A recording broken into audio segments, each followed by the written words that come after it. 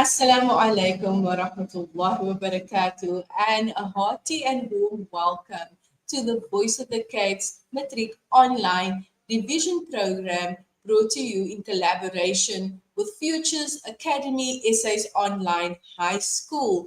And today we have our guest who is joining us, and she is none other than Raihaanah. And yes, Raihaanah is a facilitator at Futures Academy Essays Online High School. Raihaanah Johnson is here today because she will be sharing some very useful tips to all our grade 12 learners who are probably, have their heads into the books. They are basically, working very hard ahead of the examination. So, Raihaanah, Assalamu alaikum and welcome back. Wa alaikum salam. Shukran, Konita. Alhamdulillah, it's crunch time. Yeah, shame it Yeah, is. and it does I think they're definitely all bring, glad though. Like yeah, they can start ticking exams off of their list. I think they're yes, glad. yes. For some reason, I'm feeling very nostalgic because it brings back memories to when I matriculated in 2003. Oh So that's gosh. very long ago. Yeah, that's But I a mean, that's like, it definitely brings back memories. So I am really making to I'm wishing all our grade inshallah. 12 learners all the best for this examination. Yes, so inshallah, Rehana, I will hand over to you to Okay. proceed with today's lesson. Okay, shukran, Konita. Okay, so last week, I think it was last week. I don't know, we've had some, it's like a hectic time at school as well. So I shared some tips on measurement and just paper two in general. And so today I'm actually just going to take you through some exam questions from past NSC exams um, on measurement, because I do find that a lot of learners struggle a lot with the measurement questions. Um, Okay, so let's get started. So you can see over here, I think it was the 2021. I might be wrong now, but I'm pretty sure. No, it was the 2021 paper um, that we that I got these questions from, and it's spread throughout the paper. So it's not just in one section. Sorry, there's something weird going on with the screen. Just give me 1 second. Okay, cool. There we go. Okay, so we're going to start just from the top, and it always obviously starts with the very simple questions and then it gets complicated as you get through the paper. Okay, so 1.3 shows you a wooden L shaped flower bed, and it's always something in someone's garden, always just out there helping the auntie's garden. But it's filled with soil and they give you the dimensions. So they tell you that 7.33, 5.2, and 1. This we don't know, but that's fine. We'll find out what it is now. And then they give you this nice realistic drawing of the bed so you can get a good idea of what it looks like. Okay. Then 1.3.1 says convert the longest dimension of the L-shaped flower bed to centimeters. Okay, so obviously the key part of this question is that they want the longest one. A lot of learners might not read into that and they might just go and use any one. We need to find our longest one. So obviously it's just the biggest number. So it's going to be 7.3. So let's go. So 1.3.1. So we're going to take the 7.3 meters and we want to convert it to centimeters. So if you guys remember from my conversions lesson, I told you that 1 meter contains 100 centimeters. And so to convert from meters to centimeters, we would times by 100. So same thing here. You're just going to take 7.3, you're going to multiply that by 100, and you should get an answer of 730 so sorry, centimeters. Okay. So just things to look out for so that you know what your marker is going to be doing with you. You'll get a mark for this calculation, okay? And then you'll get a mark for your final answer, giving us 2 marks for the whole question. Okay. So that was a nice, easy beginning of the question. So let's see what the next one says. So now they say calculate the missing length D. So at first this might look a bit scary, but don't fret, you guys do know what you're doing. So all you have to notice is that D is essentially this missing spot over here. It's that missing spot over there. And we know that this full length over here, this entire length should be equal to 7.3 meters. And we know that up until here, it equals 5.2 meters. So essentially 5.2 meters plus whatever D is equal to has to give us that 7.3 meters. So all you're going to do here is take your 7.3, your full length, and subtract this length to get D. So you'll go 7.3 minus 5.2, which will give you an answer of 2.1 meters. Okay. They haven't specified units here, but just work in the same units because it is only for 2 marks, so you don't want to do too much work. So here you'll get an answer, a mark for that calculation, and then a mark for your final answer. Okay.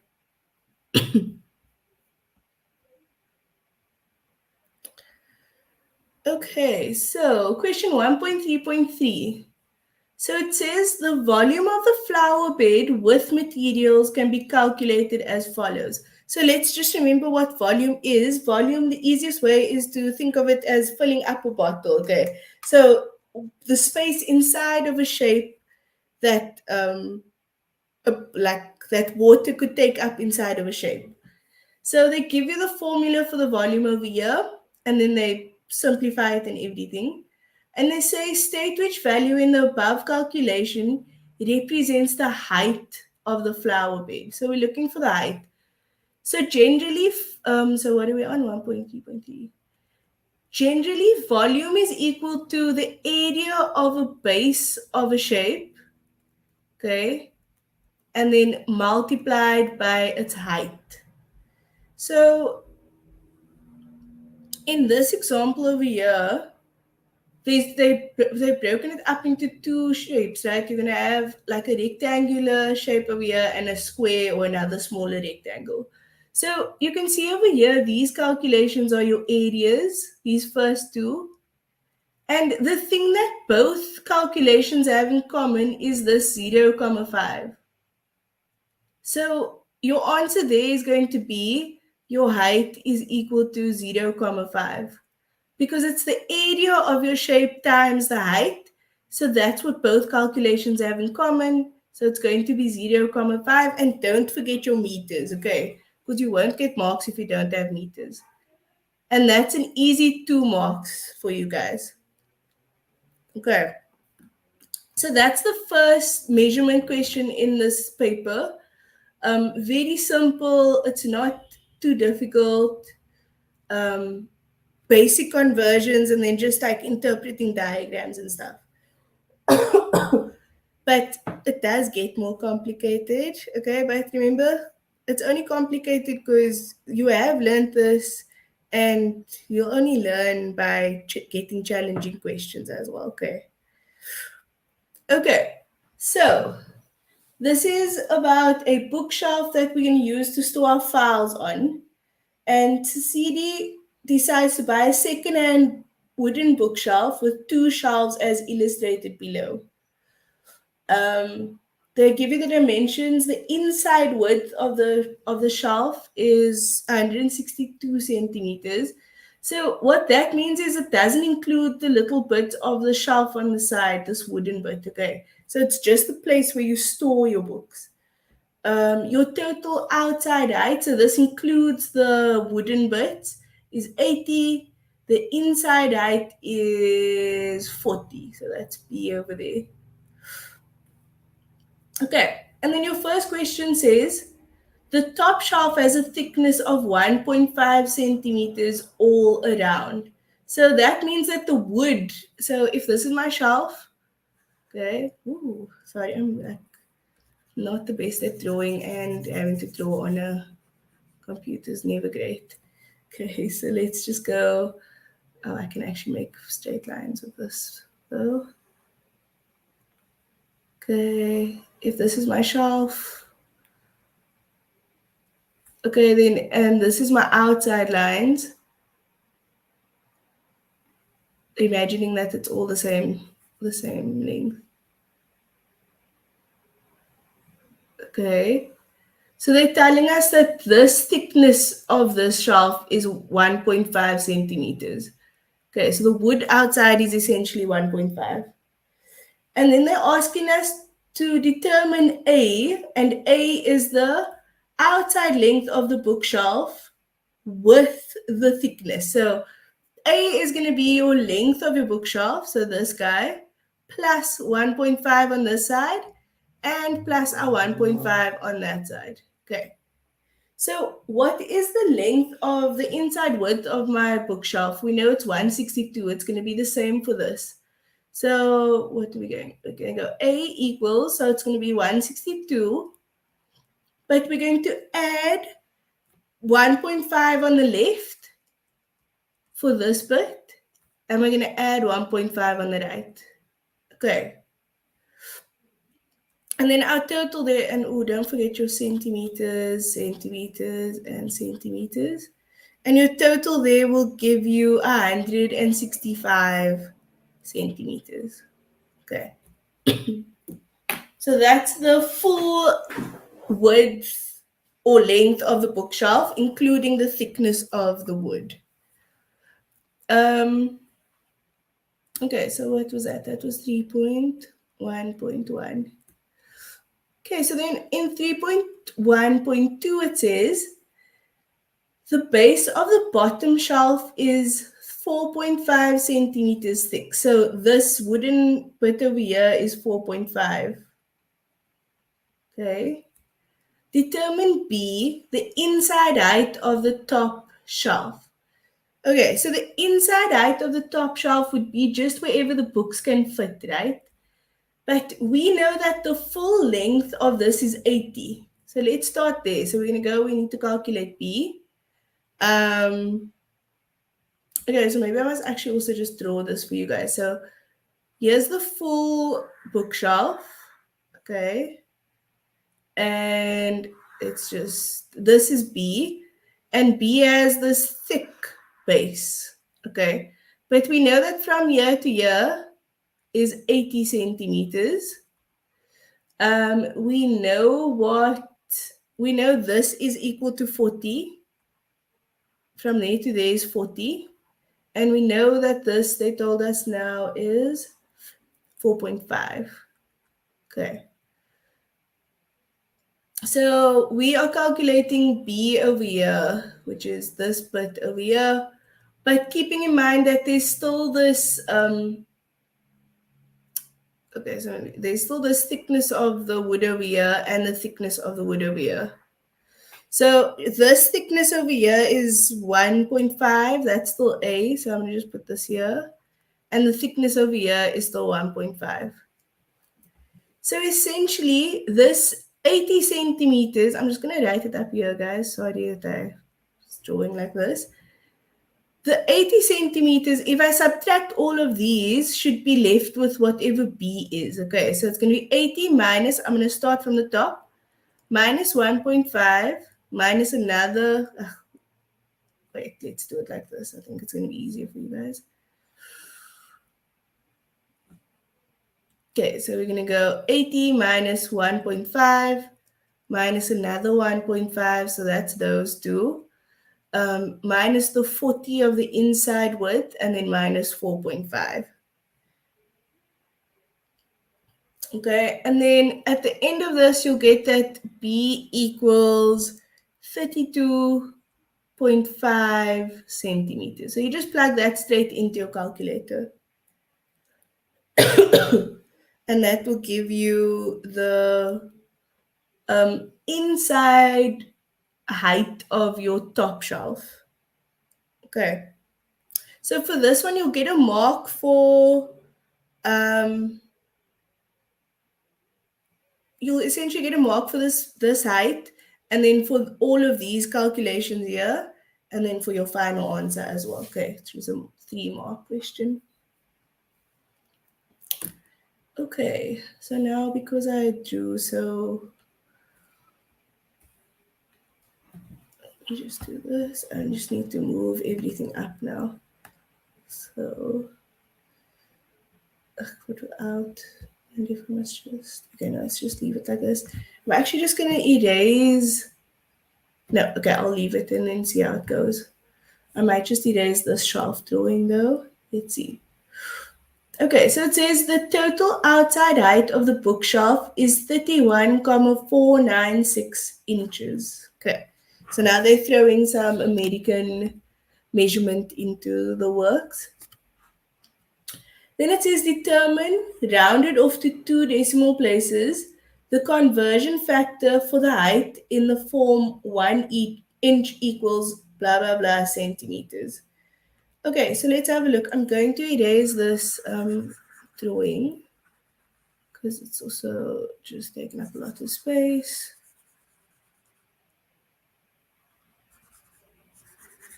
Okay, cool. So we know that the height of the bookshelf is 31,496 inches. Okay. But we also know that that height should equal 80 centimeters. And the reason I write it out like this, so this is 3.2. The reason I'm going to write it out like this is because that's the way they want me to have it. They want to have inches equal centimeters. Okay. And then from there, it's really basic. You're going to go divide both sides by this. And why am I doing that? Because I want to know what 1 inch is equal to. Okay. And your answer for that should be 2,54 centimeters. So now this is my conversion factor for the height in this form. Okay. Okay, what's our time? Half past. Is good? Okay. So the next question says, so wait, I'm just gonna there. Okay. Cecilia bought the bookshelf at a discounted price because the backboard, which covers the entire width and height of the bookshelf, needed painting. She decides to do the following. So she's going to remove the backboard, paint the back of the backboard with a single coat of paint, paint the front of the backboard with 2 coats of paint, and then nail the backboard to the shelf. Because she's just doing a bit of refurbishment. I'm actually going to move this up and then just draw the backboard. So remember, the backboard is going to be the whole length and height of the shelf. So it's going to be, remember we got A was 165. So my backboard's going to look like this. So it's going to be 165 centimeters that way, and it's going to be 80 centimeters high. Okay, so now that we know that, I'm going to move this up. And our first question for 3.3 says, calculate in centimeters squared the area of one side of the backboard. So remember, when we're calculating area, and one thing you guys must try to remember is, in order to calculate area, your units have to be in the same, your lengths have to be in the same unit. So for instance, here we have centimeters and centimeters. And when we multiply those together, it's going to give us centimeters squared. Okay. But let's say, for instance, they gave us this in millimeters and that in centimeters. You had to first go and convert so that either they're both in millimeters or they're both in centimeters. Okay, it's up to what the question says. This one is nice and easy. We're just going to say area equals 165 times 80. And your answer should be 13,200 centimeters squared. Let me write that down. 13,200 centimeters squared. Okay. Okay, the next question says convert the answer in question 3.3.1 to meters squared. Okay, so lots of you would get confused because now we're going from, well, okay, firstly, you wouldn't remember that because it's squared, you have to do something twice. A lot of you might have just gone 13,000. So we're going from, sorry, I'm not losing my train of thought halfway through. So if we're going from centimeters to meters, we are going to divide by 100, right? So most of you might have just gone 13,200 divided by 100 and been like, okay, cool, that's my answer. But because it's squared, you need to do this twice. Okay, so it's fine to remember it like this, but just remember because it's centimeters squared to meters squared, you need to do it twice. And so your answer there should be 1,32 meters squared. 1,32 meters squared. So instead of remembering all these fancy conversion factors, just remember that if it's squared, you just do the normal conversion twice. Okay, it's much easier.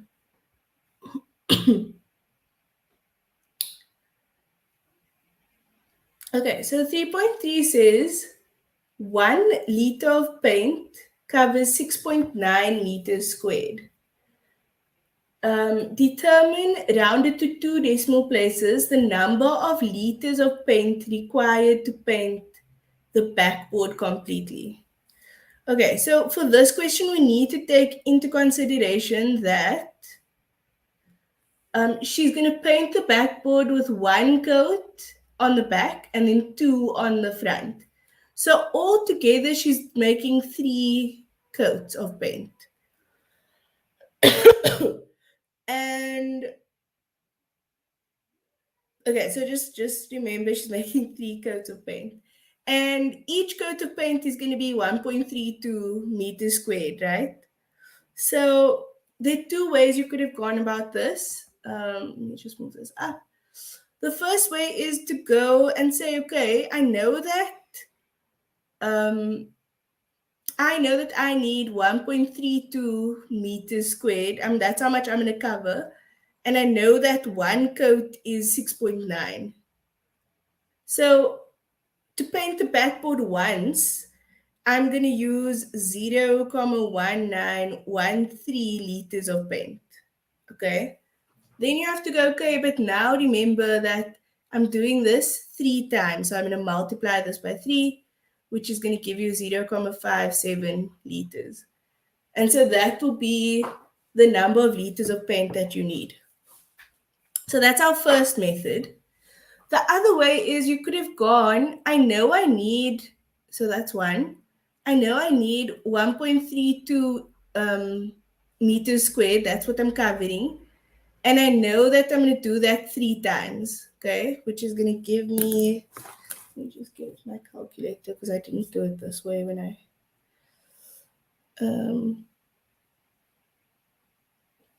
okay, so 1.32 times 3. So that's going to be 3.96.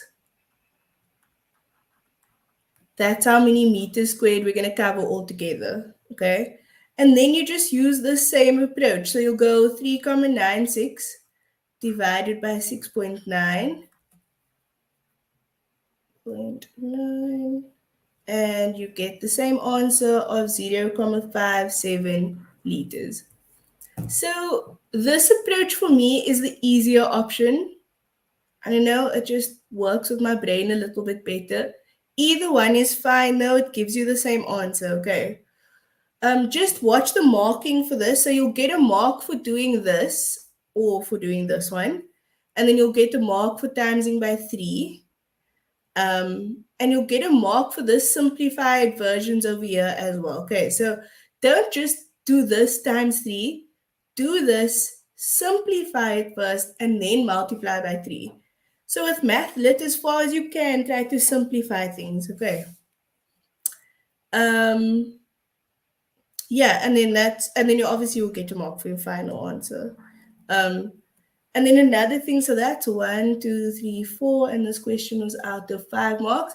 Because they told you 2 decimal places over there, you will also get a mark for rounding off correctly. Okay. If you don't round off correctly, you won't get that rounding mark. Okay. The next one is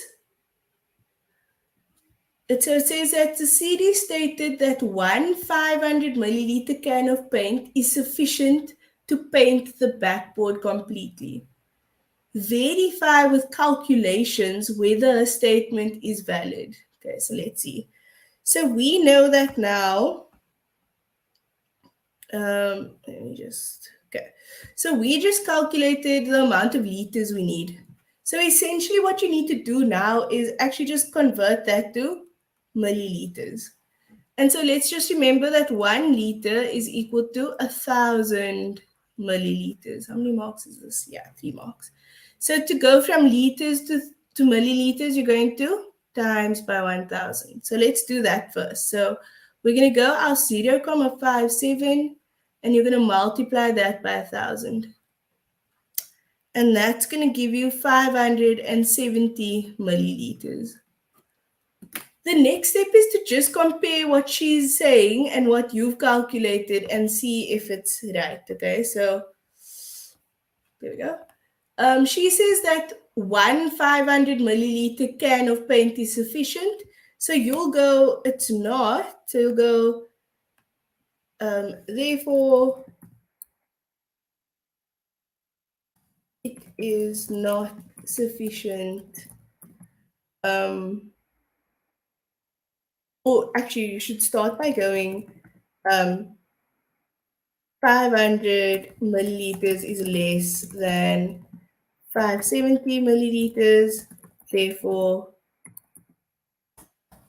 the CD's statement is invalid. I'll move the board down now and then you guys can see the rest of that.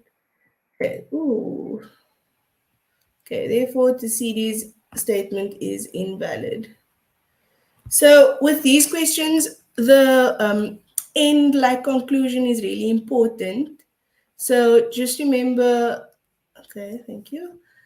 So for this, the mark will be, so you'll get a mark for the conversion and for your final answer, and you do get a mark for saying invalid or not valid or whatever, not correct. Okay. So this one is a little bit more difficult. It's not the most difficult measurement question that you can get though. But yeah, it's good practice for the difficult ones. Okay. So our last one, I'm just actually going to move this down because I've run out of space a bit now. No. There we go. So let's move this over here because we've got... Okay. So we're still following on with the CD, and now they're saying that she wants to organize the documents in files, and she's informed you that you can store files separately or in a filing box as shown in the measurements or in the picture below. Okay, so they give you, this picture's not great. Anyway. Okay, so they give you the measurements and they give you the length of a single file, but they also give you how long the unit is, like a full box of files. And cool. So now they say use this information to answer the following questions. So we're going to start up here. So determine the maximum number of filing boxes that could fit on one shelf, which is 162 centimeters wide. So remember, we're talking about the same shelf from earlier. So I have a shelf that's 162 centimeters wide. And I have these filing units, which are, so this is the centimeters, which are 3.5, 345 millimeters wide. So my first step here is I want to have this in the same units, okay? So I'm going to first convert this 345 to centimeters. Let's just start there. That's going to be 34,5 centimeters. Cool. So now I essentially want to know, in this length over here, how many 34.5 centimeters can I fit in there completely? So all you're going to do is you're going to take the full amount and you're going to divide it by 34,5. Okay, and your answer there should be 4,695 boxes. But remember, I don't want to store like a sliver of a box. I want to store the entire unit. So you go, therefore she can store 4 boxes. So you always take only the full amount of boxes there. Okay, so she can store 4 boxes across on a shelf. So for this one, you'll get mark-wise, you'll get that mark and that mark. What's it out of? 5, 4 marks. Okay. Then you'll get a mark for this answer and a mark for rounding down, essentially. Okay.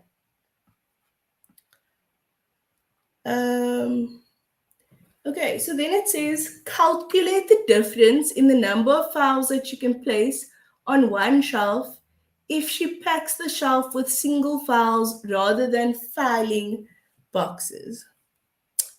Okay, so you know that one single file is 8.1 centimeters, and we know what happens if we go the filing box way, okay, because that's what we just calculated. So let's see what happens if she goes the single file way. So I'm going to go 162, because now I've got this one file is 8.1 centimeters, okay. So I'm going to go 162 and divide that by 8.1 centimeters, which should give you 20, I think almost on the dot. Okay. So this means that I can store 20 files across this whole shelf if I do it as a single file. But now they said I can store 4 boxes earlier. So let's see how many files that is if each box contains 4 files. So I'm going to go, I've got 4 boxes times 4 files, which is going to give me 16 boxes. No, not boxes, 16 files. And this is 20 files if I store them singularly. So you'll say the difference then is going to be 20 minus 16, which is going to be equal to 4 files. Okay, so you'll get a mark for this, a mark for this, 1, 2, 3, a mark for this, and then, and that, and that. Okay, that's your 5 marks. So, and that's a nice, simple question for 5 marks. Okay, then our last 2 questions on this question.